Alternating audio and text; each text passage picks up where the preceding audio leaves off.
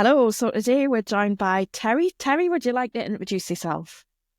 Yes, thank you, Kelly and Terry. Yes, I am. How would I introduce myself? I'm a host and a mentor. I'm also a creative and designer, but at the minute, what I'm focusing on is I've designed a space called Love School, and we just connected, didn't we, about some of our ideas about kind of breaking free of illusions and ideas, and I'm working on a course around that at the minute. So I have experienced various different kind of traumas and abuses in my life and learned how to naturally overcome them, and now I'm kind of sharing some of that knowledge and insights with people who also are kind of ready to kind of see beyond mainstream narratives and start who are questioning what we're being told, or looking at the events of their lives and just thinking this doesn't seem right, this isn't serving us, this isn't actually, I'm not enjoying my experience here, or nobody's taking me seriously. And there's all sorts of things that tie into that, but I'm kind of really interested at the minute looking at things like how we're manipulated, power dynamics, how media can influence us, how we influence each other, and then how we can start questioning and kind of seeing through that, seeing beyond that, and finding who we are, find what motivates us, finding our own way through all of this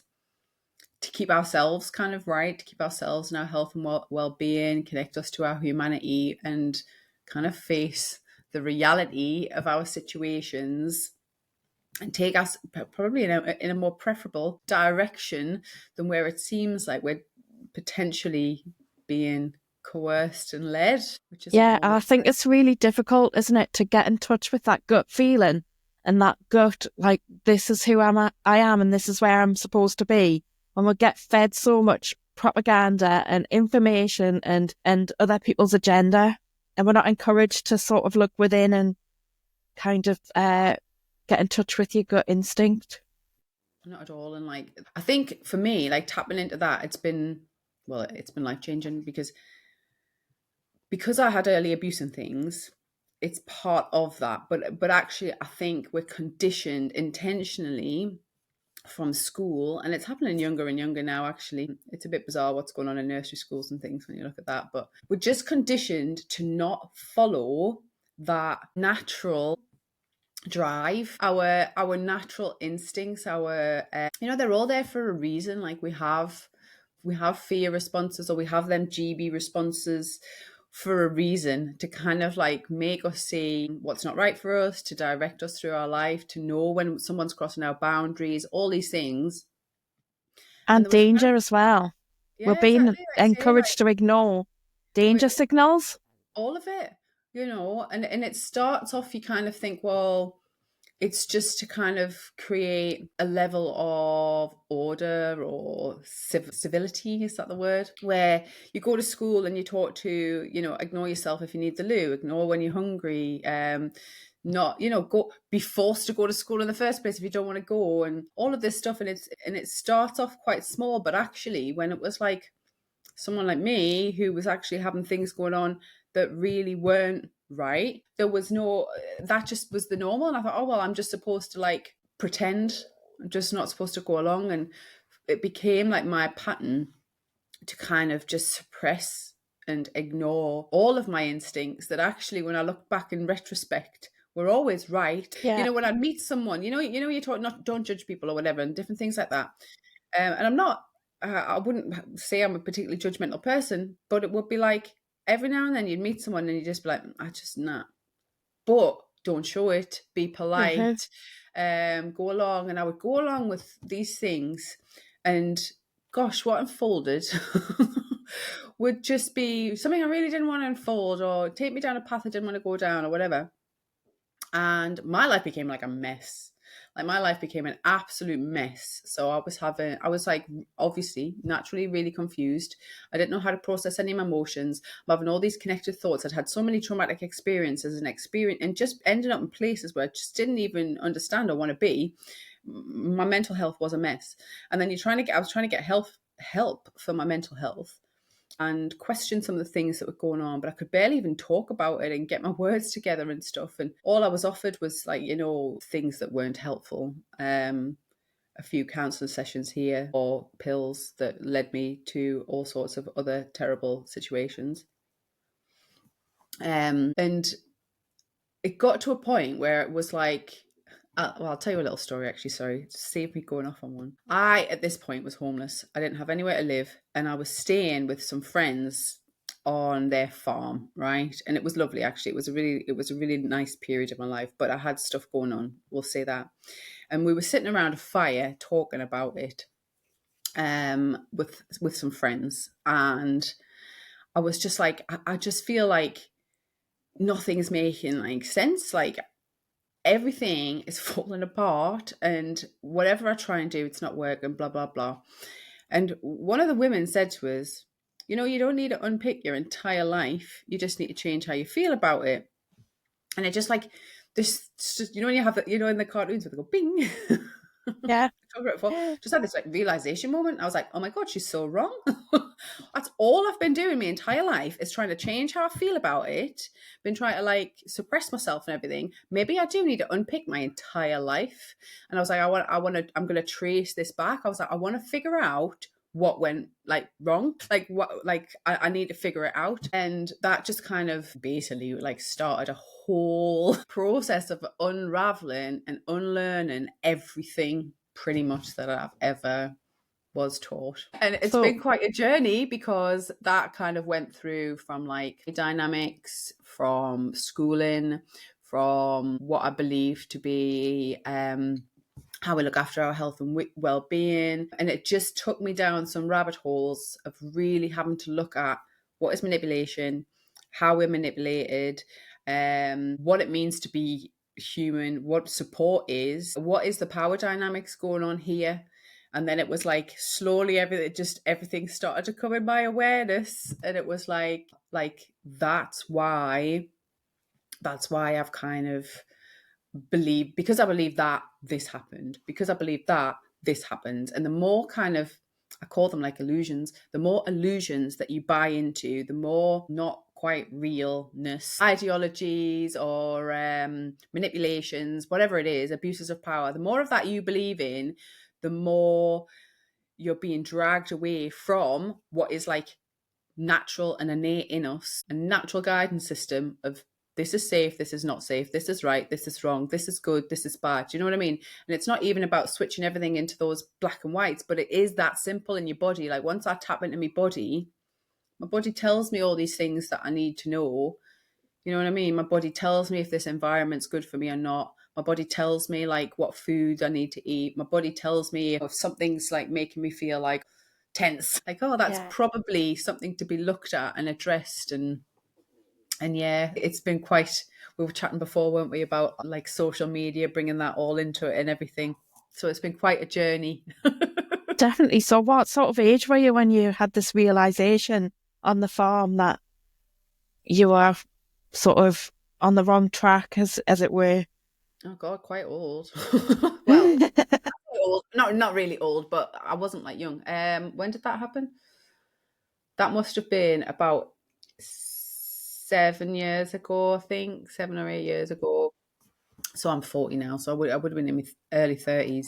Yeah, I had already been on, so I attempted suicide in my mid to late 20s.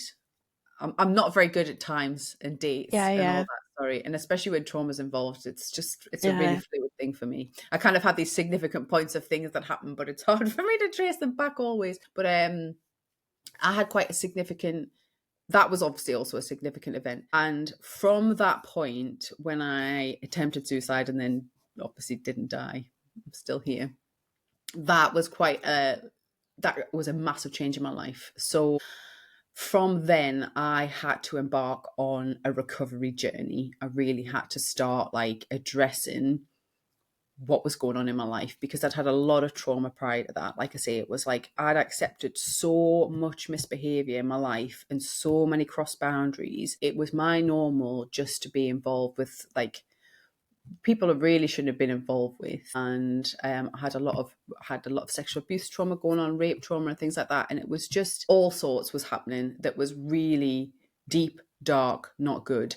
So I'm always a little bit, my opinion is when I decided to try and kill myself, I was making a sensible choice. Like, this is one of the things that there's a lot of, it feels to me like misinformation about suicide and stuff. Like, we kind of pitch people, or people are told like if they're suicidal that there's something wrong with them. But actually my reality was really like confusing and horrific, and there was a lot of trauma going on. It was constantly being ignored, and I didn't know how to get out of that. And I was like, I don't want to live like that anymore. So that was a pivotal decision for me. So when I decided, or when the choice was taken from me and I survived that suicide, when I decided I didn't want my life to be like that more, it was like, well, what's the option?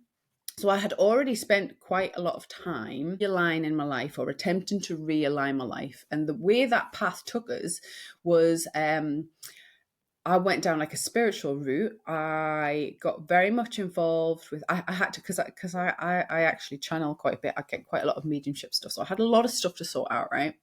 I had to sort out my mental health, I had to sort out my mind, I had to figure out what was going on.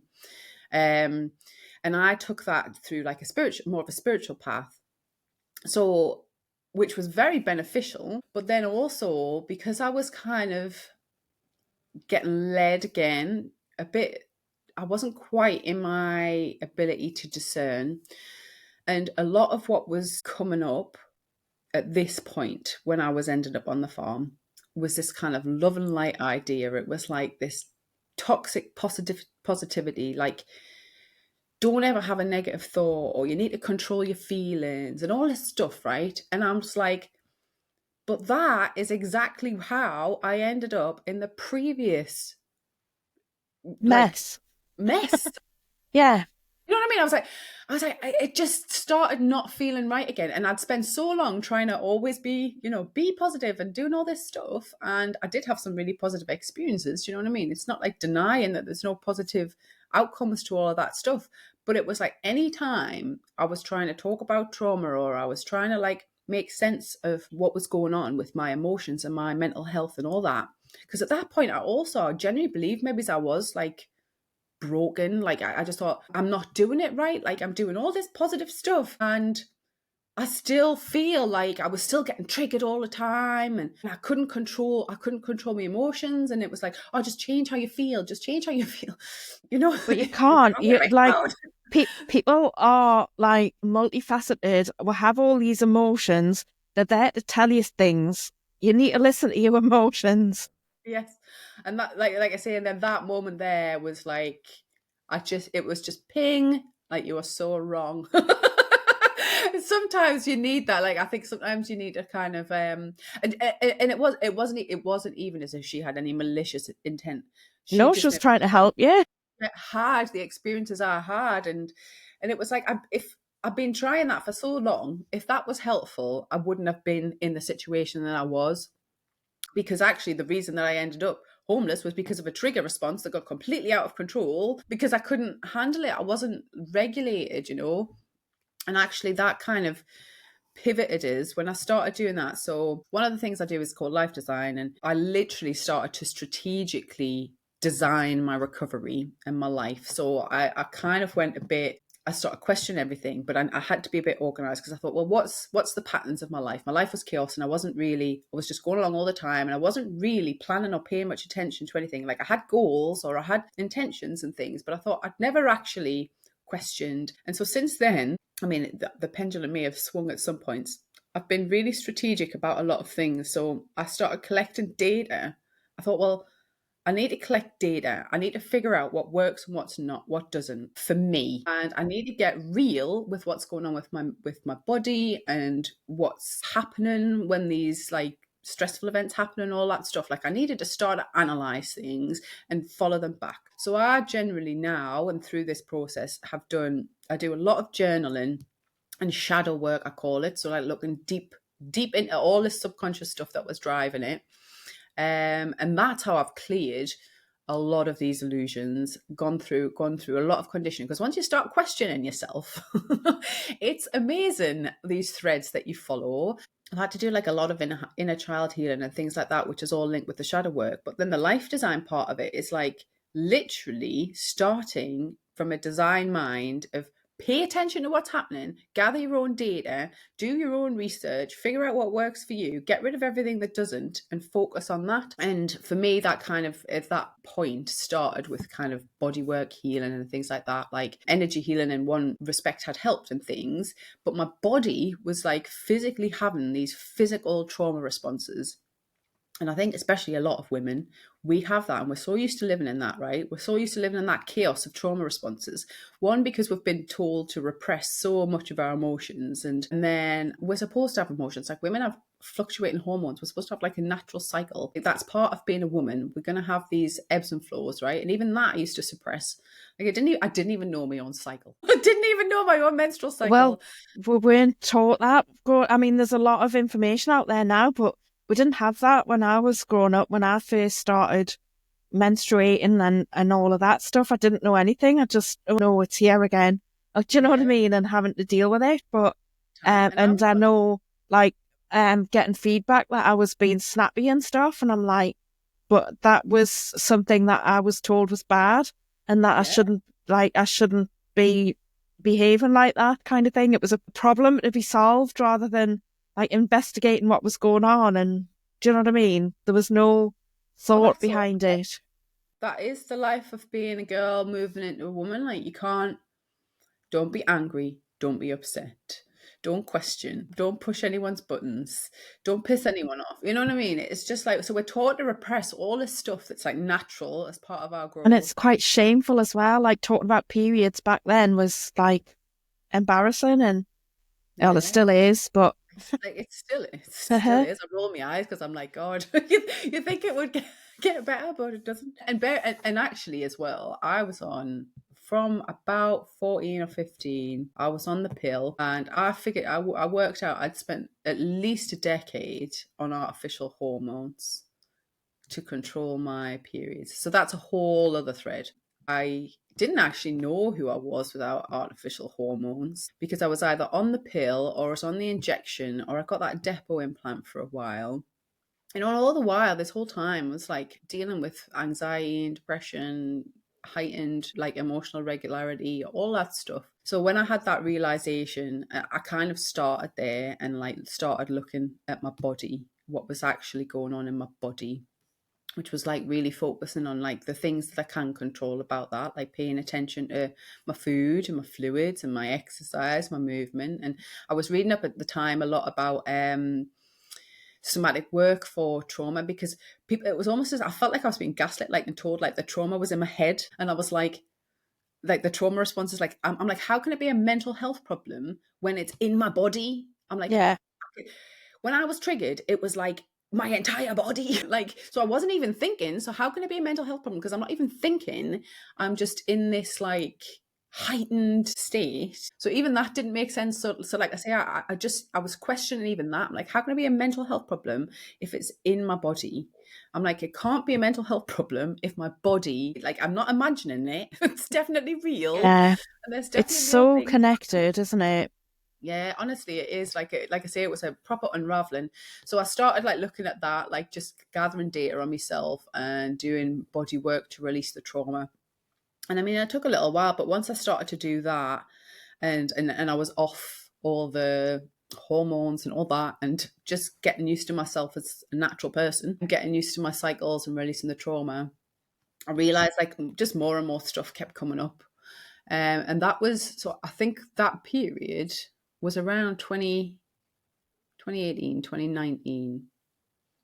So I was like, that was a really kind of deep recovery phase for me. And then I suppose that was like when we were chatting, like, so that kind of led up. I was doing community work and stuff then. I was really kind of into the food stuff and where food comes from and what we're putting out in our body, and being very aware of what I was consuming. I wasn't on social media then.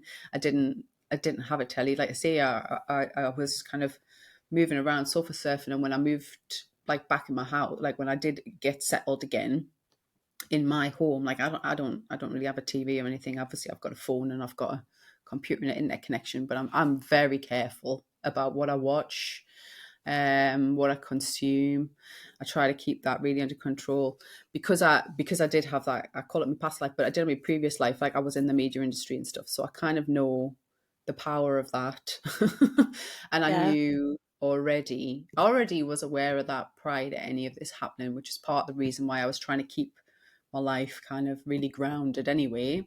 Like I say, that had all led up to that massive life change, and then this next phase where I was like looking at food and my body and where our food comes from and connecting with other people and more community. That was all kind of around there. And then it was like the COVID point. It's like you got these like significant points, haven't you, in your life? And Yeah. yeah, and that was like a massive change for us all, wasn't it? Yeah. I think so. It certainly made me sit up and go, what the hell's going on? And then I started looking at stuff and realising that everything that I thought was true about the world actually wasn't, and it was all propaganda. Yes, And yeah, finding basically. other people who knew that as well. I think like for me, it was such a validating time in some ways. Like I actually loved the lockdowns because I didn't obey. I didn't follow the agenda because I kind of knew the agenda was coming. I didn't know exactly what form it was taking. Even I was surprised by how many people went along with it. That was quite eye-opening and shocking because for me, I had been expecting something for a long time. I didn't know exactly what it was, but I knew something was coming.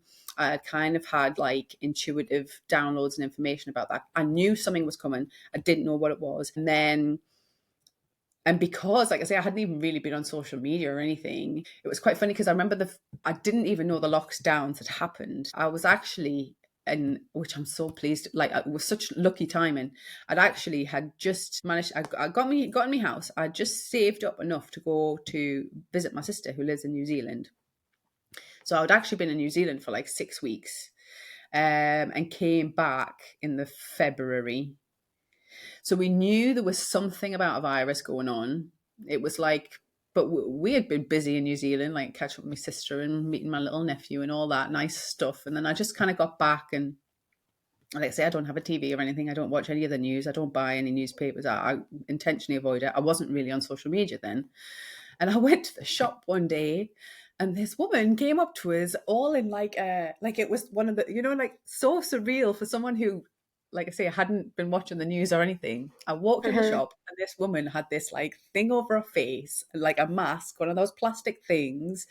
And I came in and she just came right up to us and was like, started screaming in my face. And I was like, what is going on? Like, I couldn't even understand what she was saying. She was going something about a mask. And I was just like, what? And she was like, you've got to cover your face. And I was like, is this real? When you're suddenly like, you're just like, hang on, what is happening? And I think I made some joke. I think I said something like, have I woken up in Afghanistan or something? Didn't we decide that that was wrong to tell Yeah. women to cover their faces? Because I was quite like I say, I was quite stressed at the time, but I was trying to make a joke out of it. So it probably maybe wasn't the most appropriate joke. And she was like horrified, and it was really weird. And I was just like, I have no idea what's going on here. So I just left, and I was all a bit shaken up and everything, and went home.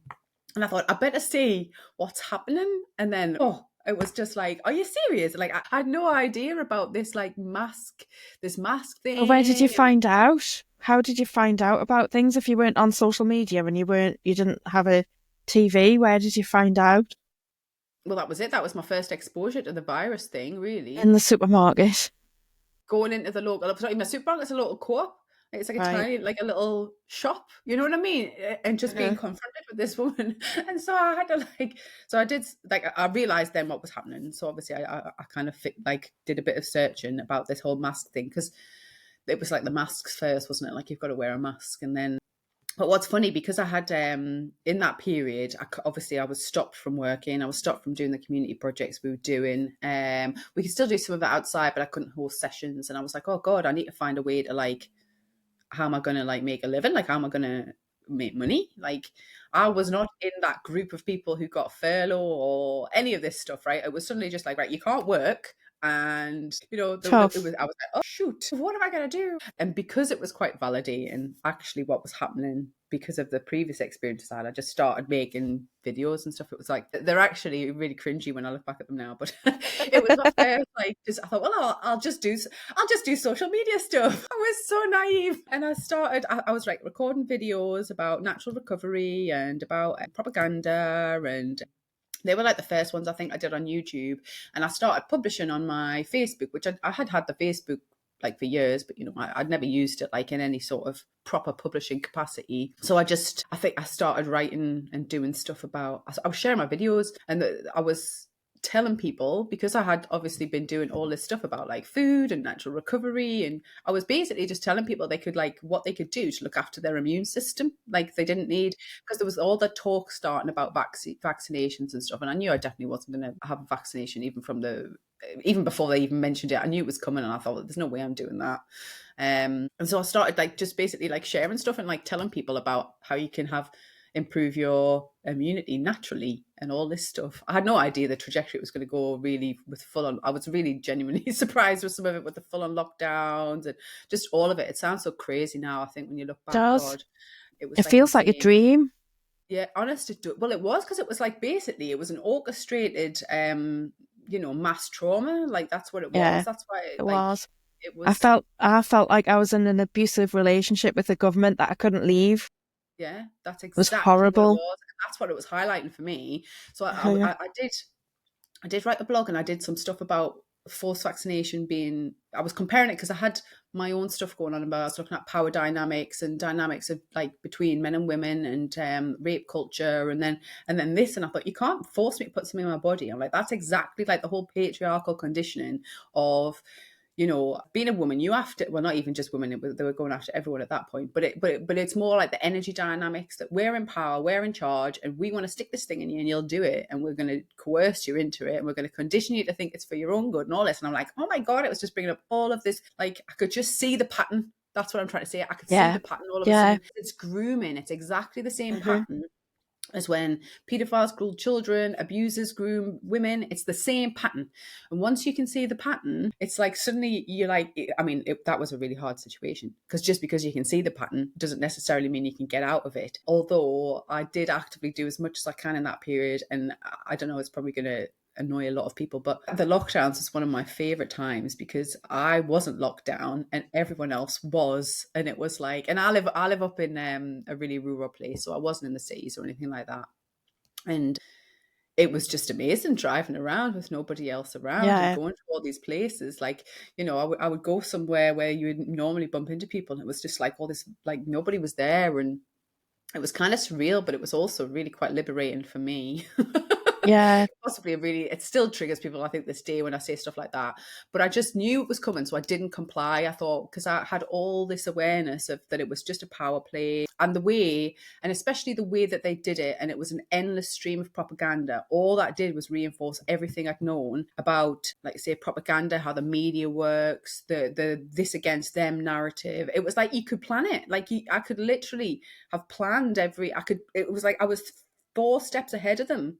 And I was telling Yeah. people, and I think some people were getting freaked out, because I'd be like, look, this is what's going to happen next. And then this is what's going to happen next. And then this is what's going to happen next. Like, people couldn't believe it. They were so shocked about this virus. And I was like, no, this is going to happen. Then this is going to happen. Then this is going to happen. And they couldn't believe it. Like when I had that experience with the mask thing, and I was like, right, after the masks, they're going to start saying, you have to do this. Like, like it was like pointing out stuff about, the social distancing, and then I was like, and then it'll be like, you can't be around people, you can't. I could just I was like, I could just see it all, and I was telling people, and I think as it was playing out, it just really solidified a lot of things for me, because it made me make sense of abuse, manipulation tactics, and all of it. It was like watching it in real time, and just because we were like, some people didn't see it at all. I think for some people it was a horrible, massive shock. And obviously it disrupted the entire world for a significant period of time. And we're Some still people living with still the results. believe it as well.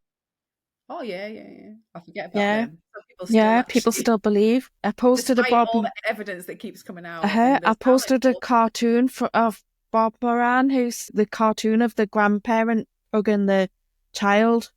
And it said something like, hugs are always worth it, the risk. And someone had a go at me, and that was just last week. that, to be honest, like that was the other side of it. So my nan lived quite far. So it was the end of her. It was That's it. like, it was heartbreaking to see what was happening.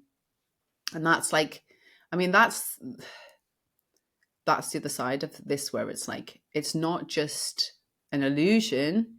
It's an illusion of our mind, but we allow our mind to believe these things and then we act on it.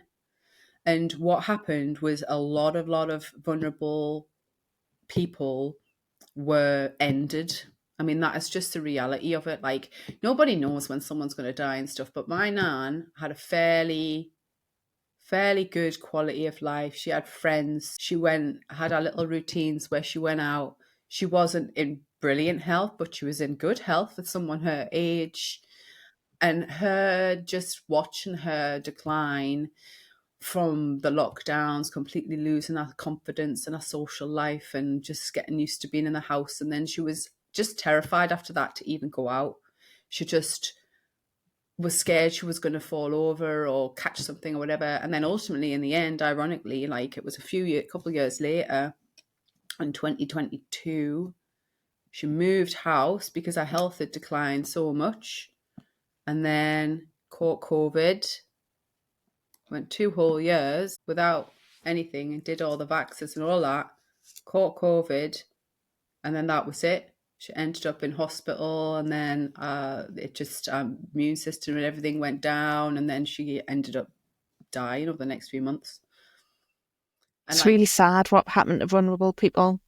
and that is And the that, reality, and that's just yeah, like, and I know that happened for like so many people that yeah, like, especially like elderly, like say vulnerable and elderly people spend the last of their days in fear, not seeing their family, exactly. not seeing their friends. So I run a care company, so we were still working all the way through, and I was so grateful that I had some that could keep up with my routine. But at the weekend, it was so depressing because, well, there was nowhere to go and there was nowhere to visit. Like the people I was usually mixing with at the weekends wouldn't have us in the house. Yeah. So it was horrible. And I remember seeing a post on social media, and it was supposed to be from the hospital where they'd filled this glove full of warm water and they were putting it on some ill person's hand to make them think that they were holding a hand. And I just thought, where on earth is the humanity? Where's it gone? Like, how can you do that? Like, it made me so angry at the time. And it just looks Totally. ridiculous now when it's not in that context. Like it was kind of normalized and it was jarring what was happening. Was seeing it all on social media, but it was kind of like, I don't know. But now seeing something like that out of context, it's just so jarring. Insane. I think now it is literally like we're living in like a satire. Like if we transported someone from like the 80s or the 90s and Mm-hmm. now and showed them the news, they would think they were watching a joke. They They're would think they were trolling us, watching aren't they? like, and that's what I like. I mean, in some ways, like that's how I'm pleased that I've disengaged from it and I'll dip into stuff because it gets more and more and more bizarre, because that's exactly what happened. Like I say, when I realized, like in my own life, just constantly following these little illusions, these little bits of lies, this little bit of manipulation, it ends you up in a reality that's just not even real. Like you Yeah, just end up, it's like you're literally playing, it's like playing a a role role. playing. Yeah. Yeah, like playing out a drama, and that's what the media has been really orchestrating for quite a lot of decades now, several generations, who actually think like it's almost as if we're living in a reality TV, like, you know what I mean? Like slash sitcom slash drama. Like it's so bizarre. The only way through, I found, is just getting back into reality, getting back into the body, getting back into what is kind of real. What can Mm-hmm. I like? What do I know exists, and just tapping out of it as much as possible. And it's all, and I think that heightened that state, that it's almost like the shock of everything, isn't it? And then it's that heightened drama that happens, which is a control drama, by the way. If people are watching it, they don't understand, like a control drama, it's a very easy way to manipulate and control people once they're caught in a trauma state, fight or flight. So in the control drama, you've got your victim, you've got your perpetrator, and you've got your savior. And as soon as we put ourselves in a role of being a victim of something, and that's me not, I'm not saying that people aren't victimized, but once you put yourself in that role, right, and take yourself out of a person, that the person navigating a complicated situation is one thing, saying I'm a victim of this. So what they did, or what the government does regularly, is they'll put, you are the poor victims, we were the poor victims, the population, and then the perpetrator was the nasty virus, or it can be whoever they want us to go to war with, or it can be It can be whoever. the It doesn't matter. anti-vaxxers, Yeah, the ones that wouldn't go along with it. They are evil.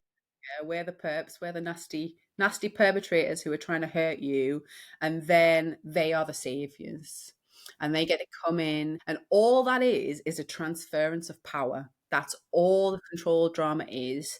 And as soon as you feed into that I'm a helpless victim, there's nothing I can do in my circumstances, I need to be saved from this perpetrator, you're just giving your power away and they're taking your power. And that's like just one really simple. Once you see that dynamic, Yeah. it can So, completely yeah, change your mindset, because it happens all the time. you It see it happens all in the time when you know that model. So I came across that through my counselling training, and it's called the drama triangle, and it's Cartman. It's his model of yeah, rescuer, perpetrator, victim. It's the same thing, but it's really difficult to get off it because you keep getting pulled back in. It's really difficult to deal with. oh, it is. And especially because when you look at it, once you see it, every structure pretty much in our society is based on that somewhat, especially at the minute. Like, Definitely. if you look at the medical industry, if you Hmm. look at the benefit system, Yeah. um, anything that is currently requires that the Uh-huh. government are in power Uh-huh. is set up as a control And drama, it's as a there's a sort of drama triangle. parallel to the adult child parent adult child dynamic. Yeah, Have you heard yeah, of that one before? That's another yeah, counselling model. So like if when you're interacting you can react as a child, like victim. You can act as an adult, which is like the sort of best response, like, not emotional, you're not reacting, you can't think of the word. And then you've got the parent who like tells you off. Do you know what I mean?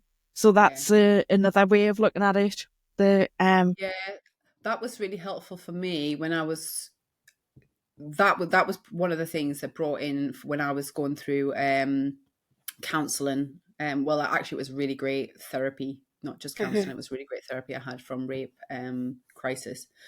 That was one of the things, because I had to do a lot of inner child work. So that sort of inner child kind of parts work, and then looking at these roles that we play. You've got nurturing parent and your critical parent, and your vulnerable child and rebellious child, and can we stay in the center? And it's practice, it's hard, because literally, like I say, everything, when you look back, everything we've been conditioned is to keep us in this like power play one way or another. Definitely. And yeah, I can definitely, once I learnt that, I realised how much it was playing out in the whole of society. It's like, oh, you're claiming benefits. Oh, well, you're a victim. Oh, well, well, you're not the victim. You're being taken advantage of society. And, it's all that. You Yeah. become a perp. Yeah. No, it's honestly, I mean, some of the stories with the benefit system, I actually started recording it because I was like, I want evidence, because I know I'm not going insane. Like, it was once you've seen it, you can't unsee it. And as soon as you try to step out of the play, they hate that, because they're Yeah, literally they trained. do. The staff are literally trained in that. They can't see you as a human. You either have to be the poor victim, Uh-huh. right? You're either this poor victim who's so helpless and can't do anything at all for themselves that they need to step in and save you with their scraps of benefit money, or you're a scammer and you're a fraud and you Uh-huh. deserve to be punished. And Yeah. they will punish you for Uh-huh. actually having an original thought or Yeah, questioning any of their absolutely. myth. So you have to know the system so that you don't get caught up in that, so that you know not to fall foul of it, which the system's so complicated, it's really difficult. Even if you're familiar with it, to stay within it, it's really hard. Oh, it's awful. It's mentally torturing, because what it is it's taking somebody who you might be dealing with difficult conditions, you might be challenged in certain ways, but the more what we focus on, what we believe in, shapes our reality, is just how I've come to understand all of this, right? And if you basically start to completely focus on your inadequacies, if you completely focus on all the bad in your life, all the symptoms you're dealing with, all of the stress, if you focus on that, that you just create more of it, because it's generating more and more and more and more and more of that energy, right? And it's basically like, in that benefit system, it's selling your soul, is how I see it. Is this taking away your health and well-being at all? Because you know what, people become fearful of getting well. People become fearful of feeling better, because then as soon as they feel better, I'm a fraud. I'm a fraud. I don't need this. And it's like, well, it's not as simple as that. Like, as somebody who has a chronic condition or who is recovering, recovery is a complex and ongoing thing. And we're all human at the end of the day. Like, the way that they do it, it's like, it's crazy. Like, it takes so long even to get any support.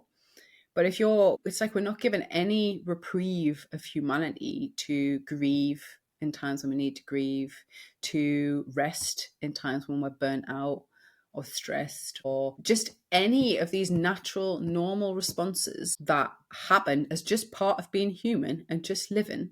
We're not allowed to be, we're not denied access to what would be our natural support system, which is each other and our community, the way that it's all been structured in this control drama instead. So people either feel like they have to lock themselves in this victim, and people will get trapped there potentially for the rest of their lives. Out of, they would rather be a victim of their conditions than see themselves as a fraud, or they believe that they are so powerless that they can't ever get better, which is Yeah, a really because sad as well, reality. like the way that benefits are, if you get a job, then I don't know if it's still like this, but I think it has changed a bit. But there's like a precipice, like a cliff edge, isn't there, where like you're Yeah. earning money, so you fall off and you don't get any help, but then you don't get paid for like a month. Yeah, it's So it's like all of it, and you don't get like, yeah, there's so much in it. There's so much in it. I mean, I ended up coming off universal credit in the end because they were wanting to spy on my bank account, and I went, I mean, they'd already violated several human rights, I think, the way they go on. But I was like, are you accusing me of a crime? Because if you're investigating me, then that means there should be some sort of formal caution, or yeah, you can't just snoop into my private affairs without making a formal accusation, because that's yeah. what our criminal justice system is supposed to be. We're supposed to be presumed certain rights, and we're supposed to be presumed to be innocent, not presumed to be liars, and then you can just start going into my bank accounts to see if I'm a lying fraud. If you think I'm a Well, lying fraud, then the government want they to do that fraud me. anyway, don't they? They're getting Yeah. so big. This government is getting bigger and bigger and bigger, and people are so feeling so helpless that they're just, please come and save me, government. And it's like, Yeah. no, Exactly what we don't want to be doing. no, And the way, like, I mean, there's so many things. I don't think it can go on much longer. I am a little bit of an optimist in that way, because it's got to the point where it's so ridiculous now. I don't know. People really have to be like living in blinkers to not see some of this stuff. Like, the rise at the minute of like label and culture and diagnostic culture, especially for mental health and chronic conditions, is just absurd. Like, it's just ridiculous. You can't be like, one, it's the whole like telling people that they have something, like they have a certain condition, and that's going to be like that for the rest of their lives, and then that all ties in with the pharmaceutical industry and stuff. And also this standard of we shouldn't we shouldn't have fluctuations in our mental health. We shouldn't feel stress. We shouldn't be traumatized. We shouldn't need to grieve. You know what I mean? Like, all these natural human processes and emotions are now like diagnosed as a certain thing, and people get fixed in it. And that's something that triggers a lot of people now when I talk about it. There's several things that I just happen to mention and trigger all sorts. As soon as it triggers a massive response in people, though, I know that they're feeding illusion. It's part of the pattern. yeah, yeah, It's so I know it's like, it's not based on something that they know to be real or true, and it traps people in it. It's heartbreaking. You It's know that heartbreaking to the see someone waste their life, well, not waste, but spend their entire life believing that they are going to be trapped in, say, depression or anxiety forever. And it's like you you know can get that out of you've hit a that. nerve when they have a big emotional reaction. Yeah. I mean, and I've been there in the past. Like, there's times when we are really vulnerable, and hearing someone saying, like, you just need to like choose a different mindset. It's a bit like when I had that moment when she was like, just change how you feel. And it was like, Yeah, ah. um, there's like a balance there. But her saying that triggered something in me. And ultimately, what she was saying was really right. But it wasn't as simple as just changing how I feel. What I had to do, like I say, was unravel my entire life so I could actually feel differently about it, because I was completely disempowered by that language. And until I started to really empower myself through knowledge, through understanding, through getting to the truth of things, yeah, seeing the truth, yeah, then you kind of you get back in reality, you get back into your like power, and you realize you're not a victim, you're not a yeah. perpetrator, you're not a savior of anything. You're just this human Person. having a human experience that's complicated, and sometimes you are going to feel a bit like, in certain situations we are maybe a bit powerless, but we've always got choice. So then we make our choices. What choice are we going to make? don't Absolutely. know don't know if you can hear me dog, she's gone mental. I can. Daisy, settle. She's like, Is no, your I dog won't. outside or inside? No, she's upstairs. All right, so she could come down and see you. Oh, she could. Somebody's obviously walking past it, just decided All she doesn't right, is like it the it. postman? Sorry, yeah. It's one of those things like, well, when the just distracts me. Floor. Yeah, going back to that, yeah, it always makes me think, oh, what have I touched? I've touched a nerve. Something's going on for that person. Like, and I'm thinking, like, LinkedIn, if you mention that, like, I will say, like, me personally, if I work from home, I'm not very productive, or I'll say that style of working doesn't work for my organisation. And the response from people, it's like, like a blue touch paper, they go, phew, ah, and I'm like, all right, so you're not productive either then. But they don't want you to say it because then they would have to change and they're actually like working from Yes. home and not being productive. Yes, and I think the thing is, it like ties in as well, like because the whole gaslighting about not resting and not. I mean, this is where a lot of these kind of, like I say, we get caught in these kind of chronic states. I think it's exhausting going through traumatizing experience. It's exhausting being gaslit and manipulated. It's exhausting believing in lies. It Yeah. honestly is. Like, I was exhausted. You put I a was lot of energy exhausted. into keeping up the lie, don't you? Yeah. Like, honestly, it takes so much brain space, and you're having to come up with so many justifications and excuses for everything you do. Like, I find there's always like this balance of it. Like, so there's periods where I mean, because I have been a bit of a workaholic in the past, and then literally got the point of burnout where I just brain body will just shut down, and then all this critic comes up about you shouldn't be resting, and what a lazy horrible person I am, and all that old shit that used to control my life. And that's what it's triggering. It's like Yeah. triggering all this stuff, because actually people's like, I really want to rest, but actually I want to hate myself while I'm resting, because I've been conditioned to hate myself for resting. It's like you can kind of get caught in it. And then once I've kind of stepped out of all that, so I now work in a very different way. Like, obviously I work from home because like I say, my kind of career was railroaded, and it never really, I ended up starting Love School, which is very much online. And I do in the summer, I try to do some in-person work, but I literally now have adjusted my entire life through this life design process I was saying, where I started to like analyze everything. I work in rhythms and cycles and patterns, and I can't really work in any other way. So I tend to follow my energy a lot, and I'll kind of focus on things, which I think is quite a natural way for certainly some people to work, certainly a lot of women to work. Because depending on, like I say, on my menstrual cycle, different things, I have different energy for different things. So sometimes I have a lot of energy to chat, and I might be recording videos, and then other times I might be really introspective and I might be writing, and then sometimes I might just want to edit and publish. So I generally work like that now, rather than kind of trying to force myself like into this, I don't know, really strict, rigid way, which would cause me totally to have this like rebellious side of just like, oh, I don't want to do anything then. Whereas now I'm actually very productive, but also manage to kind of get a lot of rest when I need it as well. I don't feel Yeah. guilty about resting Well, because I work with that's the femininity. ideal, isn't it?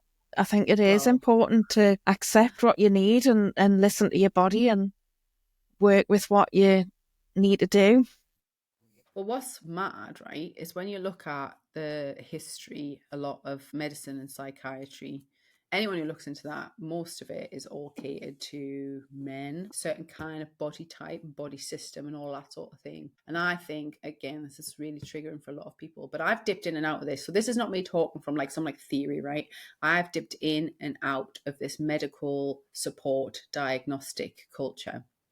And I've been in it and felt very ill. I've kind of had to work and do a lot of work for myself, inner work, to get out of it. Like I say, completely change my mindset. And then I end up sucked back in for various different reasons, whether that be financial reasons, whether that be that something fresh has happened and it's caused like a period of confusion, a flare up, whether that be like bereavement and stuff like that, or a new trauma or whatever it is, right? But the last time I did it, well, like I say, after that period of COVID, it was such. My nan died. My mum had a serious health issue. I ended up the community garden I was doing we got kicked off that because of other stuff that went on. So I basically had three major like losses, three major trauma, bereavements, whatever you want to call them, one after the other. It took over like 9 months of my life, and then I was caring for my mum for a year, so I wasn't really working, got out my own flow and all that, and that caused like a massive flare up and stuff for me, right? And the only way out of that, what was presented, is like, because I was really struggling, I could barely walk sometimes, and it was like I had allowed that mindset to get in me again. And it was like, well, you have to go on benefits. And then if I'm going on benefits, I have to have all this like evidence. And if I have to gather evidence, then I have to go to the doctors. I have to go to the doctors. I have to go to all these appointments. I have to go to these appointments. I have to get some sort of diagnostic. And I got sucked into it. And the whole time thinking, I know this is not right. So then I was like buying into this illusion again. And actually, I went through all that process for nothing because I didn't end up getting any support anyway. But all it did is just really reinforce for me, because I was watching it from a different place then. And as soon as I got through it, because I did see it through, I thought like I kind of had to, considering the ball was rolling and it took so long for certain things. I could again just kind of see the difference of believing that certain traits or certain things are wrong, and then you can literally attribute them to just womanhood or like being neurodivergent. I don't mind so much using that term, I guess, but I still don't even really like that term. Like, I just don't think we're all supposed to think the same. I don't think We're we're all not. supposed to feel the same. I don't think we're all supposed to look or act or respond the same. And when you look at a lot of the symptoms that a lot of these conditions are, they're literally to do with innate ways of being that can be attributed to women. A lot of them. And I Yeah. think that's why there's a lot of women now who are being caught up in that. In some ways, it's liberating to have some validation that that you're different, because we've spent so long trying to behave like The in this same. false perfect. You Mm-hmm. know what I mean? Behave like men, go to work and do all this stuff, have the same emotions every week. And like I say, it's just not part of being a woman, especially like we've got a monthly cycle, and then we've got our like, different periods where you're coming up to menopause and different things like that. And all this big fluctuations of change is just a natural part of being a physical woman, being a woman, right? But if you go to the doctors and even having like deeper feelings or anything like that, right, which some people attribute to femininity or whatever, there's no space for that in capitalist culture. It's as No. simple as that. There's no space for you. Just like these days, it's not even acceptable to want to be a loving mother, stay at home and raise your own kids. Like, Mm-hmm. that's like crazy. Like, that Bonkers, is isn't actually it? seen as like being like a perp. You put in that, like, you're just trying to like rinse the system or whatever. And I just find like that, like the fight that mothers have. I'm not a mother. I just see it. I just see it on social media. This fight mothers have to like meet all these constructed standards and Yeah. just to not be a mother, or at the same time, even all the natural ups and downs that go with it. Like I say, this whole idea of mothers should be perfect, There is no right choice to make as a woman, ever. No, you always get criticised. It doesn't matter what you do. Whether you stay at home with your children or whether you don't go to work, you'll be criticised. Yeah, exactly. So And we've just, sometimes it's other women who are the worst. yes, we all have our flaws, don't we? But that's We the thing. do. It's like I reckon what we'll find, hopefully, in the next few years, is a shift towards more authentic ways of being. We're going to really have to start grounding some things in reality. We're really going to have to start questioning the validity of some ideas, and nobody else can do that for you. Like this is the thing. As much as we might want to be rescued or believe somebody else's data is accurate or whatever, it's all of that is a lie. There is no accurate data about you. There is no accurate data about who you are and how you respond and what you specifically need and how you specifically think and feel.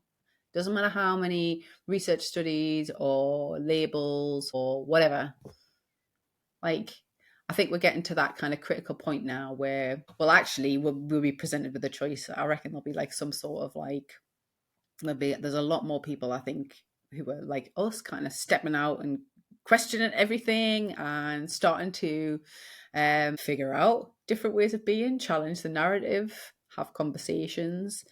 And then the only other choice, if you're not going to do that, is to double down. And I think there's going to be a lot of very sick, trapped people. Yeah.